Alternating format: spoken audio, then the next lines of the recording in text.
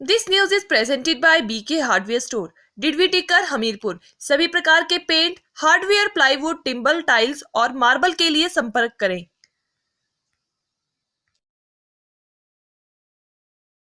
नमस्कार, मैं रमेश शर्मा जीवन उत्साह न्यूज़ पर आप सब लोगों का बहुत बहुत स्वागत करता हूं। आप जैसा कि सब लोग जानते हैं कि कोरोना महामारी लगातार प्रदेश में बढ़ रही है। सरकार ने कोरोना कर्फ्यू के माध्यम से इसके ऊपर अंकुश लगाने का काफ़ी हद तक प्रयास किया है और लोगों को भी जागरूक किया है कि आप लोग भी इसके अंदर पूर्ण सहयोग करें। देखिए, आज जिस मुद्दे को मैं आपके बीच में लेकर आ रहा हूं वो मुद्दा भले ही एक पारिवारिक मुद्दा है, लेकिन ये सामाजिक मुद्दा बन सकता है। समाज को इसके लिए शिक्षा, समाज को इसके लिए एक प्रेरणा मिल सकती है। और हमारा मोटिव भी यही है कि समाज जागरूक हो। जो गलत करने वाले लोग हैं वह एटलीस्ट इतनी बात को ज़रूर समझे कि इस महामारी के समय में जब पूरा देश, पूरा विश्व लड़ रहा है, उस पूरे में हमारी क्या भूमिका है। नेता होते हैं तो वो सैनिटाइज़र बांटते हैं, मास्क बांटते हैं, लोगों के लिए एम्बुलेंस चलाते हैं, सब काम करते हैं और साथ में वो अपनी ख्याति भी बताते हैं कि हमने ये काम किया। एक आम आदमी जो पिसता है, एक आम आदमी की जो समस्या है वो ये है कि वो अपनी भावनाओं में, धर्म के बीच में ऐसे फंसा हुआ है कि उसको इस बात की चिंता ही नहीं है कि इतनी बड़ी महामारी जहाँ पर लोगों के घर उजड़ गए, वीरान हो गए, परिवार के परिवार खत्म हो गए, उस महामारी के समय में भी उन आस्थाओं को और उन जो रीतियाँ हैं उनको निभाने के लिए कानून तोड़ने में कहीं भी परहेज नहीं करते हैं। मैं इस मुद्दे को थोड़ा सा अलग तरीके से भी इसलिए रखना चाहता हूं कि समाज के लिए एक जागरूकता है, प्रेरणा है और जो लोग गलत करते हैं उन लोगों के लिए एक सबक भी है। मेरा पहला सवाल ये है कि जब सरकार ने नियम बनाया है कि किसी भी तरह के आयोजन के लिए शादी को छोड़कर या फिर किसी आदमी की अकस्मात कोई डेथ हो जाती है तो उसके प्रयोजन को छोड़कर आपको लोगों को इकट्ठा नहीं करना है, किसी तरह की कोई धाम का आयोजन आपको नहीं करना है। इसके चलते कुलेड़ा पंचायत के अंतर्गत ये कुलेड़ा गांव में मैं खड़ा हूं और यहाँ पर कोई महोदय हैं रमेल सिंह जी, उनके शायद घर में किसी का कोई चबरक था शायद, तो उस चबरक को लेकर उन्होंने यहाँ पर अपने परिवार को इकट्ठा किया। 20-30-40 लोग, इनका कहना ये है कि 20-30-40 जो परिवार के रिश्तेदार लोग थे वो यहाँ पर आए। मेरा पहला वाला प्रश्न ये है कि अगर आपके घर में इस तरह का कोई फंक्शन भी था तो 30-40 लोग आपके परिवार रिश्तेदारों के भी आप इकट्ठे नहीं कर सकते। आपकी जानकारी के लिए बता दूं, क्योंकि उसमें भी आपके लिए वही नियम कायम करता है कि जो आपके 5-7 लोग हैं अपने परिवार में जो रह रहे हैं, बाहर से लोग नहीं आ सकते थे, वही लोग, क्योंकि कोरोना कर्फ्यू में तो वैसे ही नहीं निकल सकते आप। कोरोना कर्फ्यू में तो आप वैसे ही किसी के घर में नहीं आ सकते हैं। तो 30-40 लोग, इनका तथाकथित रूप से ये कहना है कि हम लोगों ने अपने परिवार के लोगों को यहाँ इकट्ठा किया और उसके लिए हमने यहाँ पर उनके लिए खाना बनाने का प्रयास किया। दूसरा विषय मैं आपको लेकर आना चाहता हूँ इसमें, जो दूसरा व्यक्ति इन्होंने बताया जो खाना बनाने के लिए आया था वो और कोई नहीं, इस पंचायत के माननीय बीडीसी हैं जिनका नाम राकेश कुमार है, जो रसोई का कार्य भी करते हैं। अगर आप उनके मोबाइल पे ट्रू कॉलर में डालेंगे तो नाम आएगा राकेश बोटी, वो कार्य करते हैं।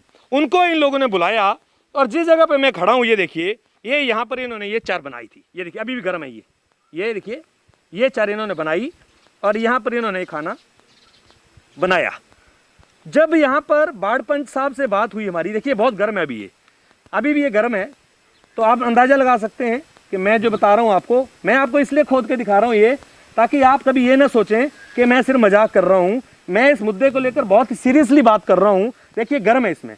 बाढ़ पंच साहब को मैं बुलाऊंगा, एक बार जरा हाथ लगा के देख लेंगे। बाढ़ पंच साहब एक बार फिर भी आप देख लीजिए गर्म है अंदर से कि नहीं है। ये बिल्कुल एकदम ताज़ी अभी बनाई हुई है, कल इसको इन्होंने बंद कर दिया और जो खाना बनाया था इनका कहने का है कि हम लोगों ने खा लिया। देखिए मैं 2-3 प्रश्न यहाँ पर इसलिए खड़े कर रहा हूँ हमारे एडमिनिस्ट्रेशन को लेकर भी, हमारे प्रशासन को लेकर भी, कि हमारा जो एडमिनिस्ट्रेशन है वो इतना लापरवाह कैसे हो सकता है और इतना लाचार कैसे हो सकता है कि नियम तोड़ने वाले लोगों के खिलाफ, जो कानून तोड़ रहे हैं इस महामारी के समय में, उन लोगों को केवल फाइन दे के छोड़ दिया जाए कि जी आपने गलत किया, 5,000 रुपये का जुर्माना हुआ, बात खत्म होगी।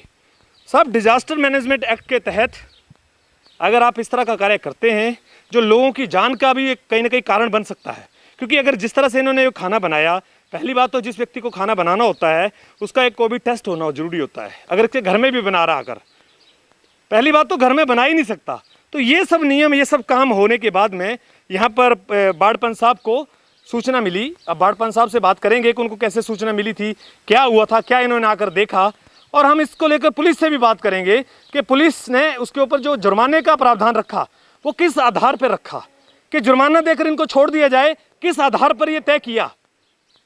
क्या कोई उसके क्राइटेरिया थे कि हाँ जी ये 5,000 का जुर्माना लगा दिया जाए और उनके ऊपर मुकदमा दर्ज ना हो? और जो बीडीसी एक जनप्रतिनिधि इस तरह का कार्य कर रहे हैं, क्या उनके ऊपर मुकदमा दर्ज नहीं होना चाहिए?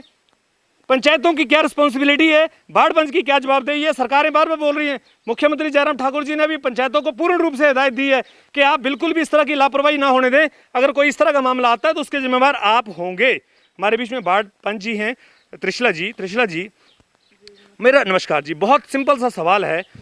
हम जैसे यहाँ पर कल भी हमारे रिपोर्टर आए थे, लेकिन आज मैं इस बात को यहाँ पर रखना चाहता हूँ और समाज की जागरूकता के लिए।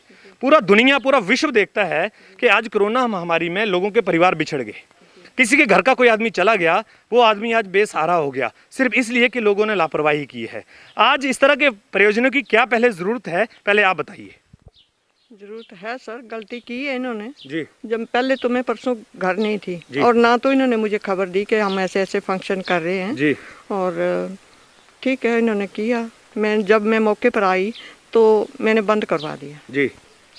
यहाँ पर जो बीडीसी राकेश कुमार जी हैं, वो खाना बना रहे थे, तो कल आपने अपने बयान में भी ये बात बोली है, आज भी आपने ये बात बोली है, तो आपने उनसे भी कोई बात की है इसको? अब मेरे को वो मिले नहीं ना, कल उसी टाइम चले गए थे वो? मेरे आने से बस खाना था यहाँ पे। अच्छा। और वो मेरे से बात नहीं हुई उनकी। अच्छा। ना तो मैंने यहाँ पे इनको देखा।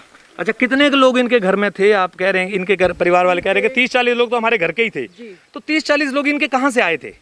ये ऊपर तक इनके घर हैं, 11 भाई हैं ये। अच्छा। बाकी बहनें भी, बेटियां भी, सारे मतलब मैं जो आई यहाँ पे तो 5-7 टिफिन यहाँ रखे हुए थे, क्योंकि इनके भाइयों के घर ऊपर तक है। अच्छा। वो ऊपर से खाना लेके जा रहे थे। अच्छा। किसी को यहाँ पे बिठाया नहीं, टिफिनों में खाना दिया, ये मेरी सत्य बात है। नहीं, जब जैसे सरकार ने तो ये कहा कि आप किसी को दे ही नहीं सकते खाना जी, किसी के घर में पहुंचाने की तो बात ही दूर की आती है। देखिए सर, इन्होंने एक तो परमिशन नहीं ली जी, और ना तो मुझे इन्फॉर्म किया कि हम ऐसे ऐसे बनाएंगे। अब मेरे को पता ही नहीं, सुबह पता चला तो मैं मायके में थी। ठीक है जी। मायके में थी, जब मुझे किसी का मैसेज गया कि ऐसे ऐसे गांव में खाना बन रहा है, मैं मौके पर आई तो यहाँ खाना, रसोईया कोई नहीं था, खाना बट रहे थे, जो लड़के लुड़के थे यहाँ खड़े थे। मैं आई यहाँ पे खड़ी हुई कि इनको बंद करो, और इन्होंने कहना माना मेरा और बंद कर दिया, उसी टाइम बंद कर दिया। अच्छा, जो प्रधान जी थे वो आपसे पहले आए थे यहाँ पर, आपके बाद आए? नहीं, वो मैं पहले आई। अच्छा। उसके बाद उन्होंने मुझे फ़ोन किया कि आप कहाँ हो। मैं इनको बंद करवा के अपने घर चली गई। अच्छा। उन्होंने कहा कि आप कहाँ हो। मैंने कहा कि घर में, गांव में क्या हो रहा है? अरे मैंने बंद करवा दिया। मैं गई थी मौके पर। प्रधान जी आए थे यहाँ मौके पे? जी, प्रधान थे, उप प्रधान थे, साथ में ही पुलिस आ गई, पटवारी आ गए, सारा महकमा एकदम से मतलब जी आ पहुँचा, रिपोर्टर साथ में आए जी, और जो भी हुआ।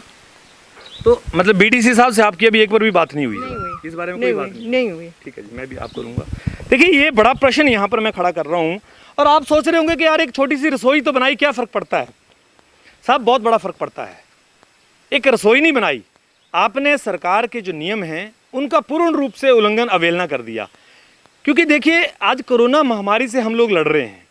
मेरा इस खबर को बनाने का मोटिव भी यही नहीं है, मैं नहीं, जब मेरे मतलब इन घर परिवार वालों को क्या सज़ा मिलनी चाहिए, क्या नहीं मिलनी चाहिए, मेरा मोटिव यहाँ पर बड़ा साफ सुथरा है। मैं अधिकारियों से भी ये सवाल सामने रखना चाहता हूँ। दो चीज़ें, पहला ये कि नियमों का उल्लंघन करने की, अवहेलना करने की अनुमति किस आधार पर लोगों को दी जा सकती है।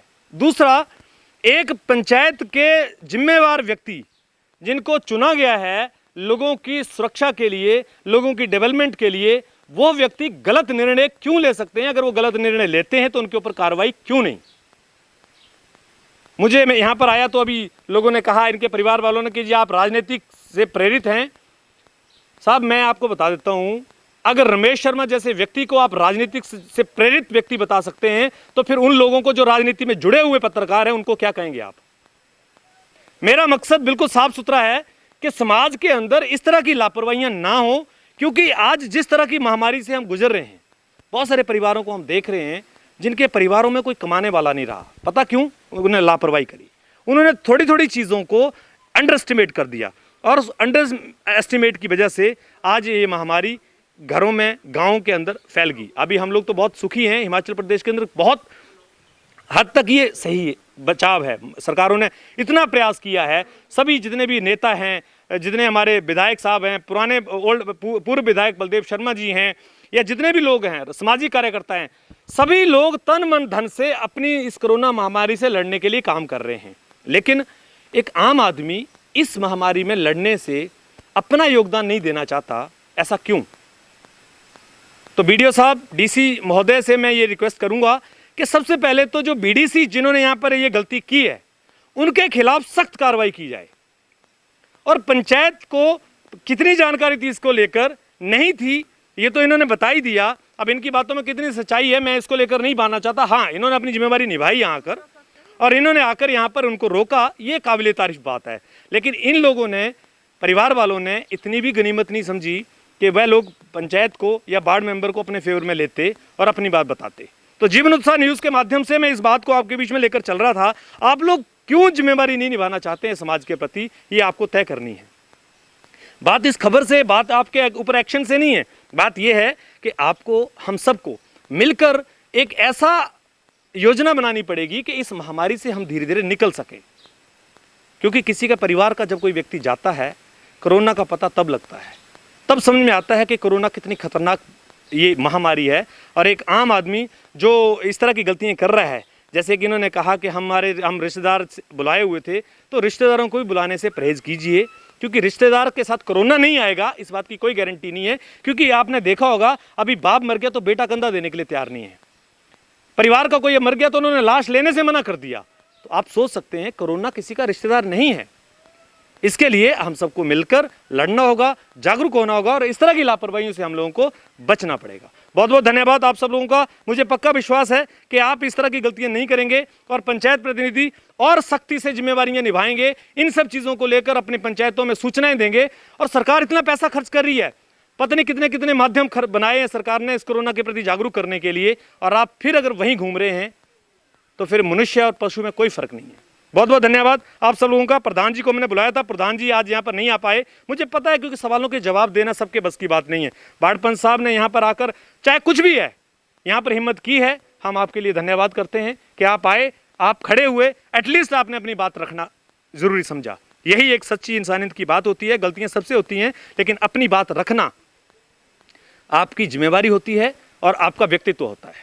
बहुत बहुत धन्यवाद। इसी तरह से बने रहिए हमारे साथ में। Thank you very much. Hello दोस्तों, नमस्कार। मेरा नाम रमेश शर्मा है और मैं जीवन उत्साह न्यूज का मुख्य संपादक हूं। पिछले 2 वर्षों में हिमाचल के अलग अलग जिलों में काम करते हुए हम इस चैनल को आगे बढ़ा रहे हैं। अगर आपने हमें चैनल को सब्सक्राइब नहीं किया है तो आप प्लीज सब्सक्राइब कीजिए। मैं आपको विश्वास दिलाता हूं, आप निराश नहीं होंगे। भले आप 1 महीना इस चैनल को फॉलो करके देखिए, आपको मिलेंगे यहाँ जागरूकता से जुड़ी हुई वीडियो और आपके परिवार, आपके समाज से जुड़े हुए वीडियो। सर्च कीजिए जीवन उत्साह न्यूज फेसबुक पे और यूट्यूब।